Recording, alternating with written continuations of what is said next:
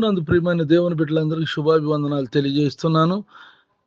ఈ ఉదయకాలం ఆయుష్ ఆరోగ్యాన్ని ఇచ్చి ప్రభువును స్తుతించే భాగ్యాన్ని దయచేసిన దేవునికి స్తోత్రం కలుగును గాక. మీతో కూడా ఉన్న యెహోవా దయచేయు రక్షణ మీరు చూచెదరో. ప్రార్థన. కృపగలిగిన మా తండ్రి, దయగలిగిన ప్రభా, నీకు వందనాలు చెల్లిస్తున్నాము నాయన. నీ బిడ్డల ఎదుట ఉంచబడిన పందెంలో గొప్ప జయమునిచ్చి విజయాన్నిచ్చి నడిపించండి. నీ కృపలో భద్రపరిచి కాపాడండి. ఇంట్లో నుండి బయటికి వెళ్తున్నా, బయట నుండి ఇంటికి వస్తున్నా కాపుదల భద్రతలో నడిపించు. వారు చేస్తున్న వ్యాపారం, వ్యవసాయ, ఉద్యోగాల్లోనూ చదువుల్లోనూ తోడుగుండి సహాయం చేయి. పరీక్షలు రాస్తున్న బిడ్డలకు తోడుగా ఉండండి నాయన. డిగ్రీ పరీక్షలు రాస్తున్న వారికి తోడుగా ఉండండి. అలాగే నా తండ్రి,